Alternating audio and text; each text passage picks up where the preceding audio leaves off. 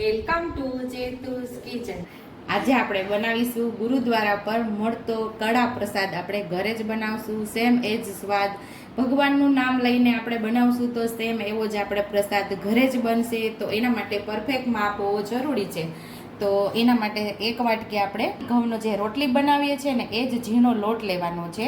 એ જ માપથી ઘી લીધેલું છે અને એ જ માપથી આપણે ખાંડ લીધેલી છે અને આ જ માપની 2 વાટકી આપણે પાણી લેવાનું છે। એ હું આગળ કહીશ ને અત્યારે આપણે પહેલા લોટ અને ઘીને શેકવાનું છે।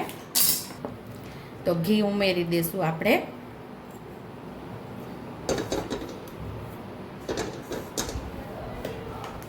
અને 1 વાટકી આપણે લોટ પણ ઉમેરી દઈશું। સરસ આપણે શેકી લેવાનો છે ગોલ્ડન બ્રાઉન કલરનો।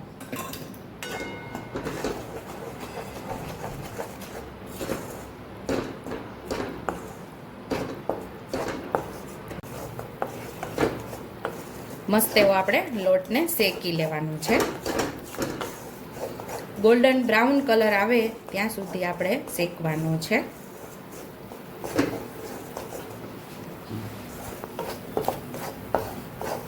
મીડિયમ ગેસ ઉપર લોટને આપણે સરસ શેકી લેવાનો છે, તો જ કડા પ્રસાદ મસ્ત એવો આપણે ગુરુદ્વારે બને જ। ગુરુદ્વારે આપણે જે પ્રસાદ ખાઈએ છીએ એવો જ ઘરે તૈયાર આપણો થશે।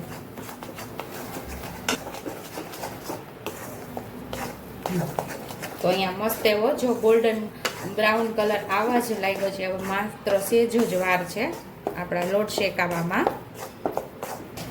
તો અહીંયા આપણો લોટ સરસ શેકાઈ ગયો છે, ગોલ્ડન બ્રાઉન કલર આવી ગયો છે। તો હવે અહીંયા આપણે ખાંડ ઉમેરી દઈશું, એ પણ સરસ આપણે મિક્સ કરી દઈશું।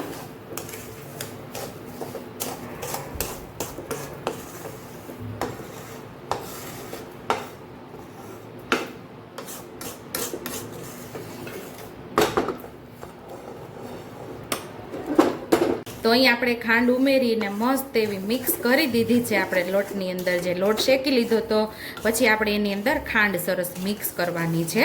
પછી જે વાટકીથી લોટ અને ઘીનું માપ લીધું એ જ વાટકીથી આપણે પાણીનું માપ પણ સેટ કરવાનું છે, તો જ કડા પ્રસાદ મસ્ત થાય। હવે આપણે આ જ વાટકીથી લોટ અને ઘીનો માપ કરેલો તો 2 વાટકી આપણે અહીંયા પાણી ઉમેરશું।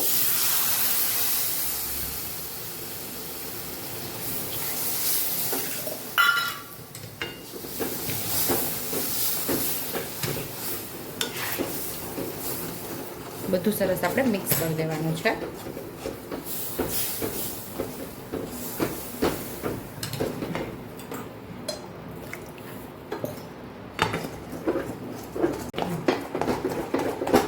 અહીંયા આપણો ગેસ ફાસ્ટ કરી દીધો છે અને ઝડપથી આપણે હલાવી લેવાનું, કારણ કે તમે ઝડપથી નહીં હલાવો તો પાણી જે આપણે ઉમેરીએ છીએ એ અંદર મિક્સ નહીં થાય અને લોટની અંદર ગાંઠા પડી જશે।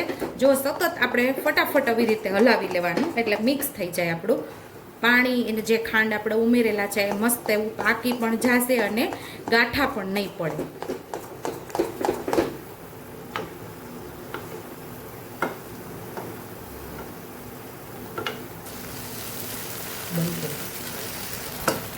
તો અહીંયા ગુરુદ્વારા પણ મળે તેવો કડા પ્રસાદ તૈયાર થઈ ગયો છે। તો આપણે સર્વ કરી લેશું પ્રસાદને।